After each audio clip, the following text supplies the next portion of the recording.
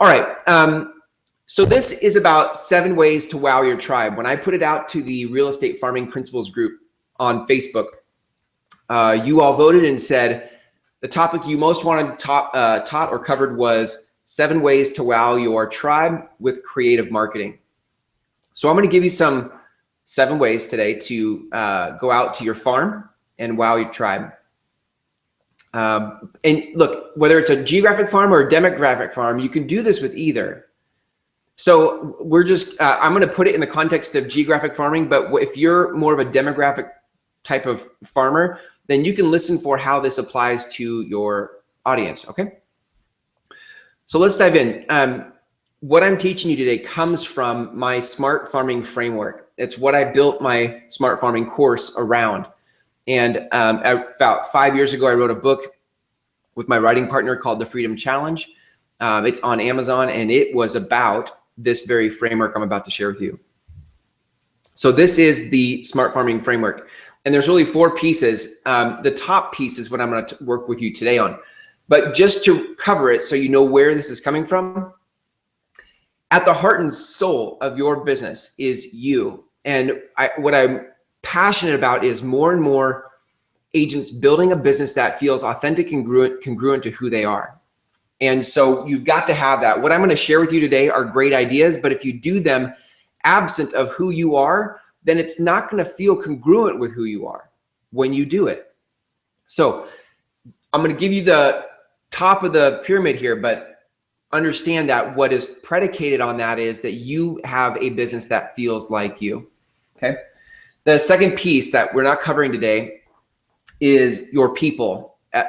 Your people are a cornerstone to your business. So with people, once you figure out who your people are, everything gets easier, okay? And I see so many agents trying to chase everybody, and that's a bad recipe for leverage.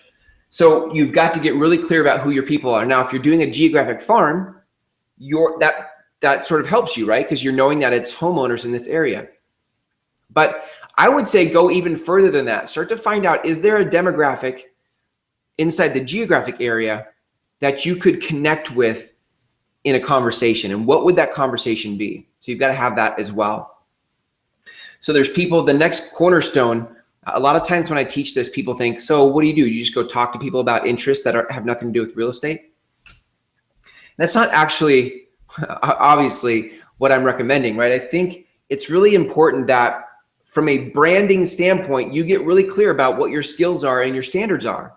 Because you can attract a huge database, but if you're not good at the thing you do professionally, called being a real estate agent, if you don't know how to list a property to get maximum dollars, or you don't know how to work with a buyer to make the process smooth for them, that's obviously a problem.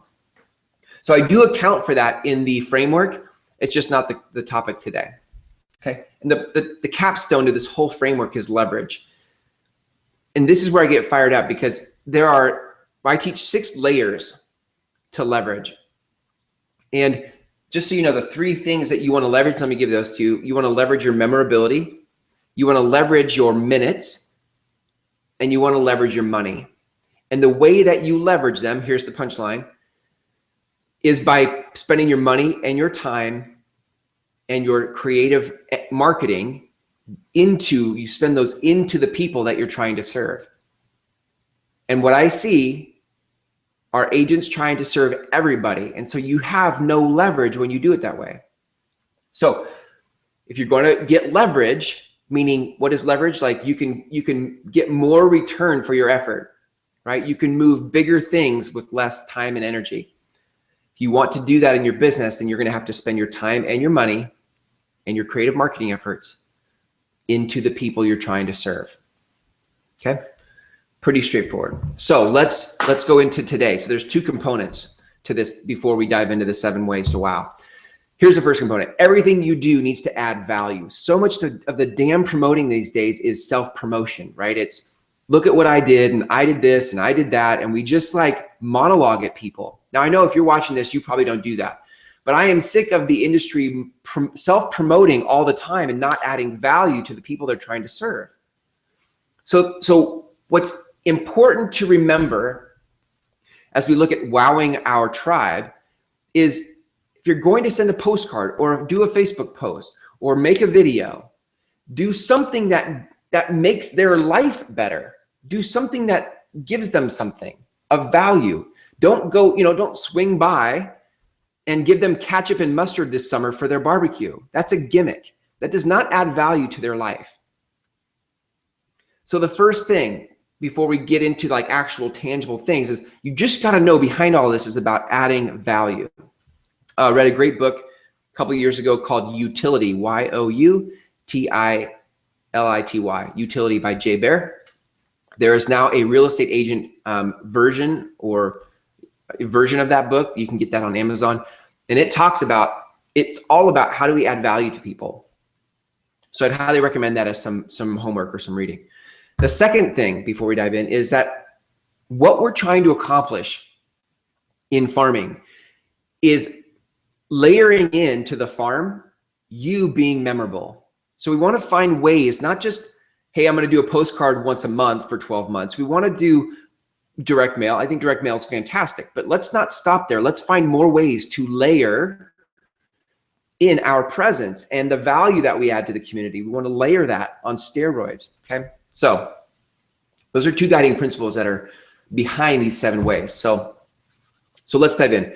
If you guys have known me long enough, you know that I talk about a tool shed, right? So a tool shed in my book is something that's just have tools that people will need but don't want to buy. Like I could probably find a use for a pressure washer. In fact, here you go. But I don't want to go out and spend $150 to $300 for a pressure washer. Because what, I use it once a year maybe when spring's coming and I want to clean off my deck or something. But also tall ladders. If you want a really good way to add value, go ask your farm what tools they wish they had but didn't want to spend money on. Like, what in the last 12 months have you wished you had but didn't want to spend money on? Ask them that. Then once you get all their answers, go out and buy it and say, hey, you all said you wanted this. Guess what? I bought it. Now, if you ever need it, you can borrow it. And you start to, and what's cool about this is you can add stuff to this every month. So start with a pressure washer, for example. The next month, add the next thing that they told you they wanted. Then the next month, add the next thing. And do you see, like, not only can you keep adding tools to keep it fresh, but you can communicate with them on an ongoing basis now about something that you keep adding for them. You get to keep communicating more ways that you're adding value.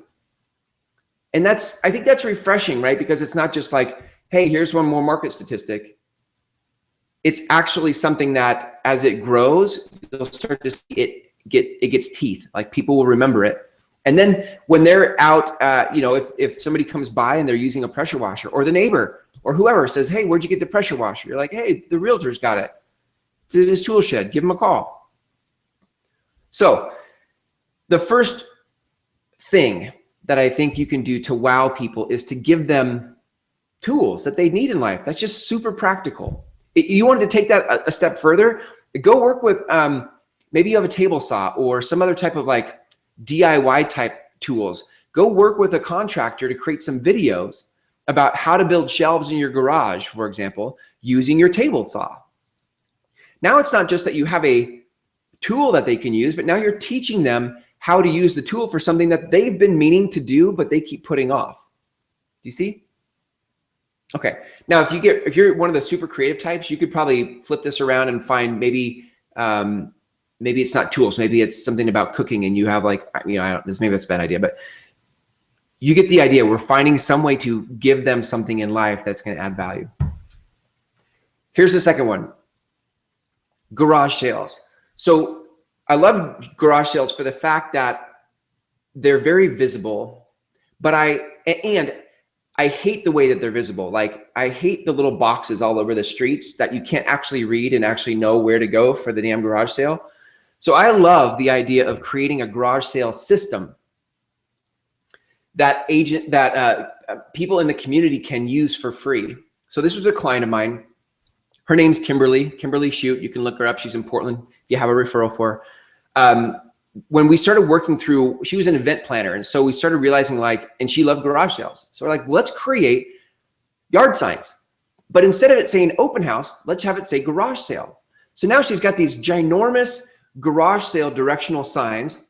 And I don't know how many she has now today, but she's got a whole kit. And you can see actually on her website right here, you can actually see that she walks them through like what's in the kit.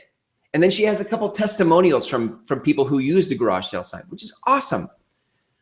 So what I love about this is, one, again, it's adding value to people who want to do a garage sale because they don't want to go find a box and write, and they're trying to sell stuff, so they need more traffic. But if traffic can't find them because they can't read the box they wrote a Sharpie on, then they're not going to sell the stuff they need to sell. So this is super valuable. I love this. I think you could add, in addition to the directional signs, you can add maybe balloons, maybe you could add a checklist, a cash box, something that gives them a kit to do this, teach them how to do it. Now, what's cool is who goes to garage sales? A lot of times other garage sailors go to garage sales. So when they drive by these signs, and if you have it on here, you can just say like signs provided courtesy of your brand. And you could say, if you'd like these to borrow these signs, go to yourwebsite.com/garage sale signs, right? So I love it because garage sailors go to garage sales. And if they can see that they can get the signs, what happens is you have people putting up your mini billboards without you spending any time to do it. So what, if you could get your signs booked every weekend, that'd be 52 weeks a year. Somebody's putting out 3 to 5 directional signs massively branded to you that you didn't have to spend time putting them out. And it's giving you memorability. See, we're layering in memorability in your geographic area because that's what we want. We want people to start thinking of it. We want people to say, you are everywhere. I can't go anywhere in this neighborhood without seeing you. We want that. So garage sale signs or a garage sale system is a great way, I think, to add value to your community. Next thing, mowing lawns. I don't mean you mowing lawns, okay? Just stick with me for a second. What if you could hire a high school kid or a college person and put them on a monthly stipend or a weekly stipend? Maybe it's $100 a week or $50 a week or whatever it is. And you get to choose, maybe you I don't know if you're gonna raffle it or you just pick at random or you find people in the neighborhood who want it, but you get a couple homes in the neighborhood that could use some lawn mowing or don't want to do it themselves or would love for your brand to do it. And you get some branded work clothes. Maybe it's slacks and a polo shirt, or it's a coverall or some type of thing that has your primary color for your brand. And it's very recognizable. So now you've got this human being walking with their lawnmower up and down these houses throughout the week with your brand on it. You see, so one more way we're being visible and memorable in a way that adds value. And have you ever seen like when the different companies come by and fertilize the lawn or something, and they'll put those little plastic stakes in the yard with a little, card on it that says this was done by such and such. Well, you could have like little stakes that say this lawn was mowed by such and such. If you'd like to have your lawn mowed free for a week, give us a call. Now we're getting people reaching out to you rather than you having to chase them, you see? So not only is it good for memorability in you, but it's also good for the high school kids or the college kids or whoever. Like you could build an entire budget just around that. And it would be something that's of value. Now, I'm not saying that you pick one person for an entire year and mow their lawn. Spread the wealth, spread it out. Pick somebody that you're going to mow their lawn. I mean, do people mow their lawn once a week? I think we do. So maybe they get it for a month and you do that with 5 different homeowners. That's maybe 7 different homeowners. That's 1 a week for the whole month, right? 1 a week for 7 days a week and then the whole month. So every day your person is in that neighborhood mowing some lawns. Just a thought, just an option, right? So mowing lawns, I think that would be a great one. If it's snowy, you could do snow blowing their driveway in the winter. But for now, let's say mowing lawns. Okay, the third one would be a reward card. When I was an agent, I used to love the passport card. Do you remember that, where you could buy a meal and get one free? And I remember there were certain participating restaurants that would do that. And so I way made my money back on my Passport card, which was like $75. Well, why not create a reward card for people in your farm?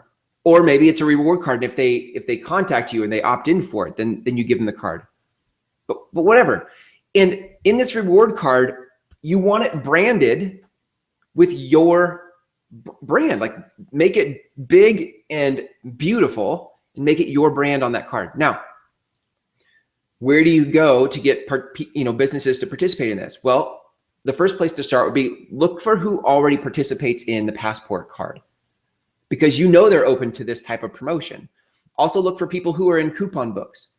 Look for businesses that run their ads or coupons in the Valpak or the newspaper ads. Look for people who are already spending money on marketing and approach them to see if they have some type of offer they could put into this VIP card or reward card. Okay.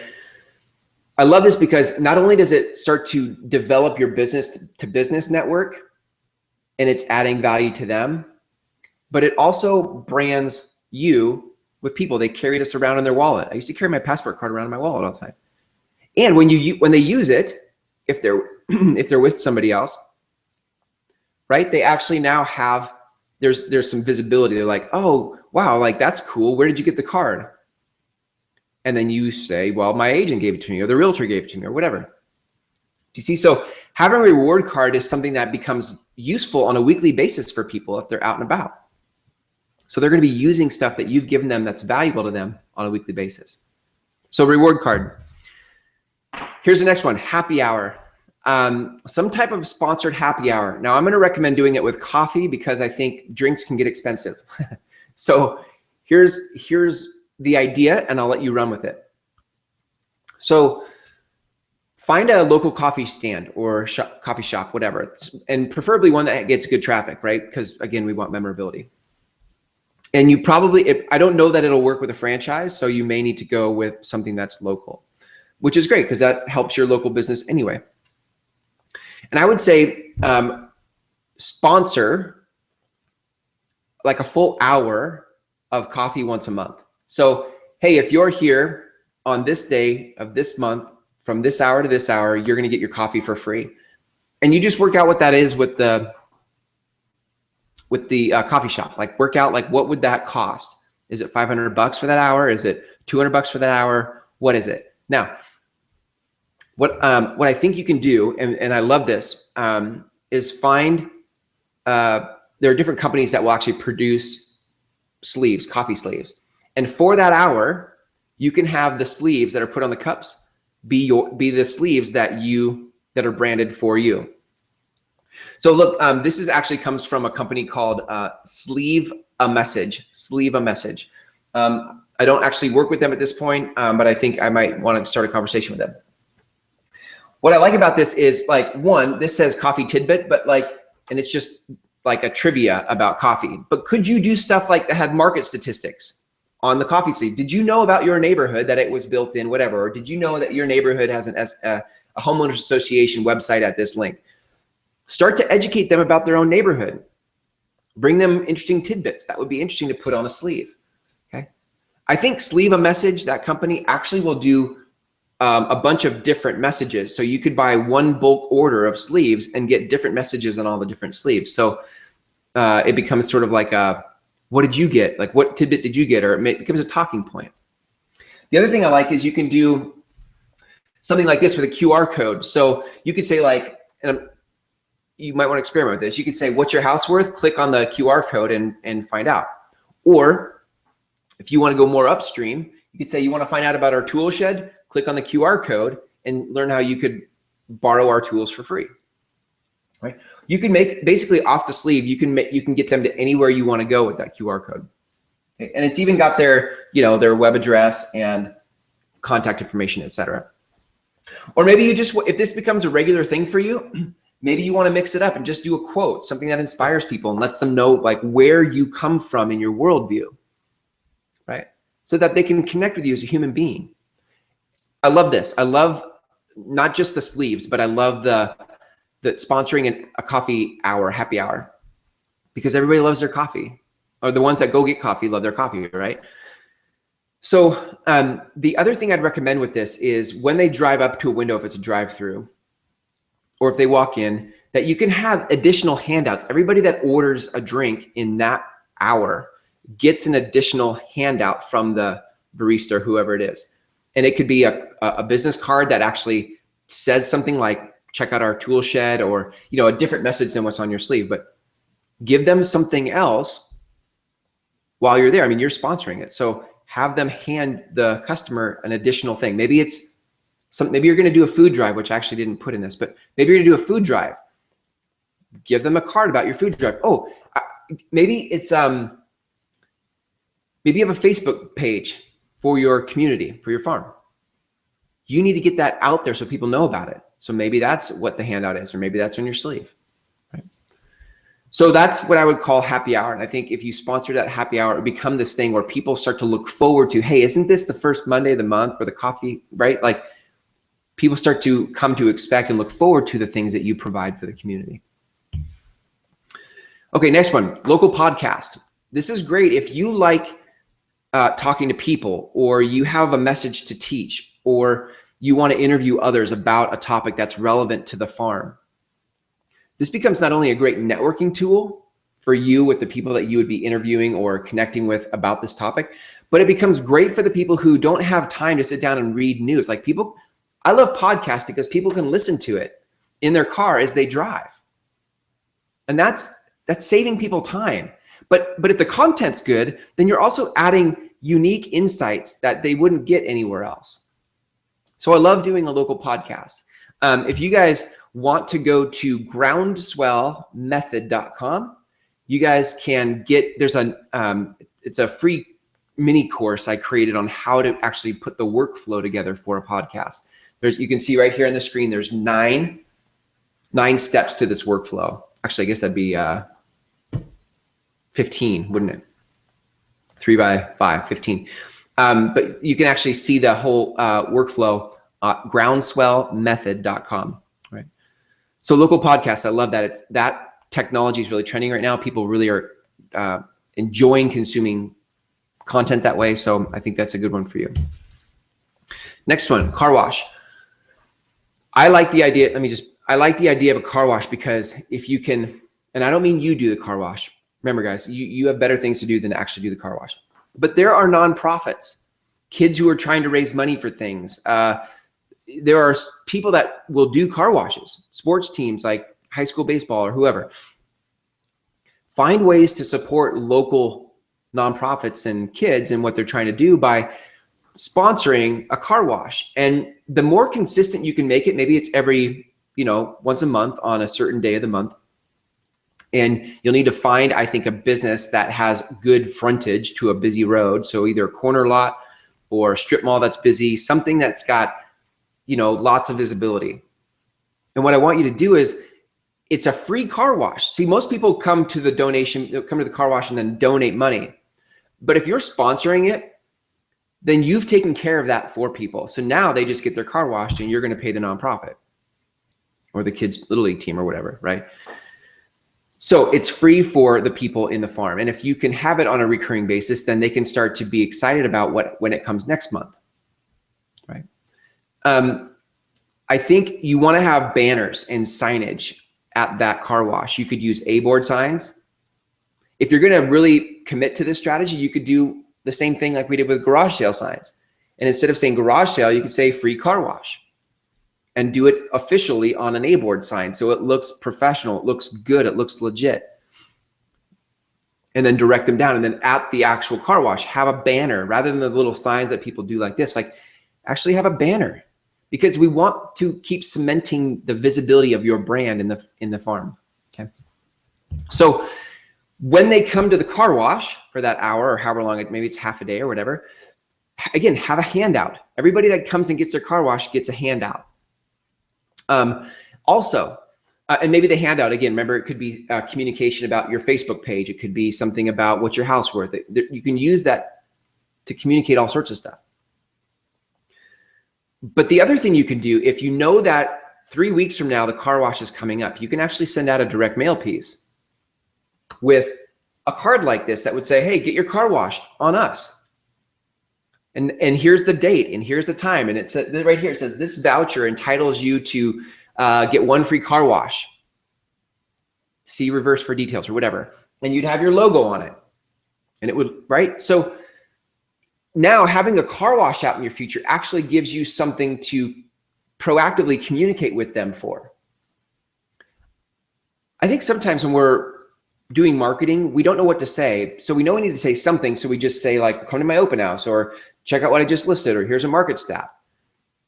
And we do it sort of like, I don't know what else to do. But if you have a calendar set out in front of you of the different events that are coming, you now have reason to alert people to what's coming up.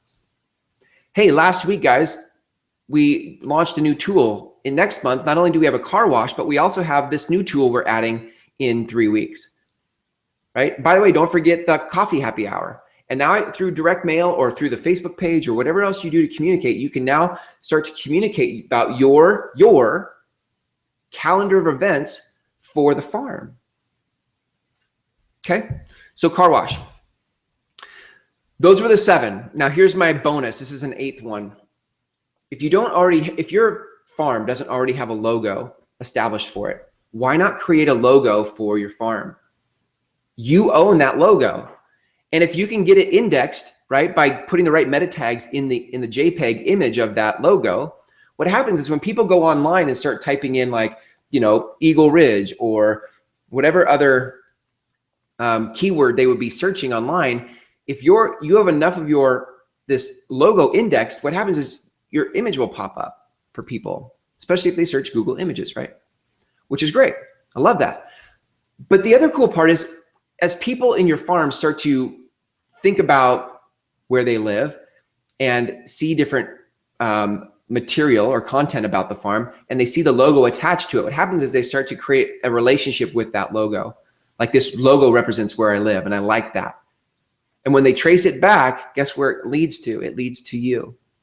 So here's an example from a client I had in Nashville. She's killing it with her farm. She teaches this all over the country in farming.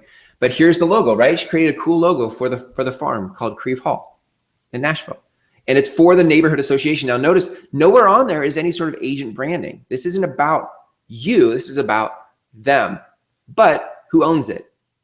You own that, right? I mean, you created it. And so, and you have the source file for it, the Photoshop file, or whatever it was created in. So I think that would be a good idea, is to create, if you don't already have a logo in your farm, create one for the farm and put it on all your different marketing things. Now, once you choose which of these different strategies, these creative marketing strategies you want to use to wow your tribe with, now you can direct mail about that strategy. You can social media about that strategy. You can door hanger about that strategy, right? You can keep doing all the different things that we do, that we're taught in real estate for marketing purposes. You can do all that about the strategies that you choose to wow your tribe, okay? Oh yeah, you can video about it. And you can do handouts at each of the events like we talked about. All of this, here's the last piece of this, right? All of this is about driving people to your funnel. And that's probably a class for another time, but we're not just out there. Like, what we ultimately want to do is, as we give people different things, a coffee sleeve or a car wash with a handout or whatever, we want people to opt into our email list. And from there, we want to build a relationship with them and begin to bridge into real estate. The goal of everything we're doing in marketing is to get people into our list, our database. That's the goal. So make sure that you think about that as you're doing the car wash. You're like, so I'm going to do the car wash. Where in the car wash do I have a call to action that gets people to come opt in for my database? Okay. All right. Oh, I think, and I put this in here just so you can see, like, you could use the QR code to drive traffic to that. Okay. All right. So that's the bottom line, gang, is at the end of the day, we want to wow people with value, and we want to layer in our memorability as we do that. Okay. If you guys want, if you're not already in, if you don't already have my farm launch checklist, or the farm decision matrix, or the 30-day launch plan, you can go to farmchecklist.com and download that. That's a download. Okay, farmchecklist.com.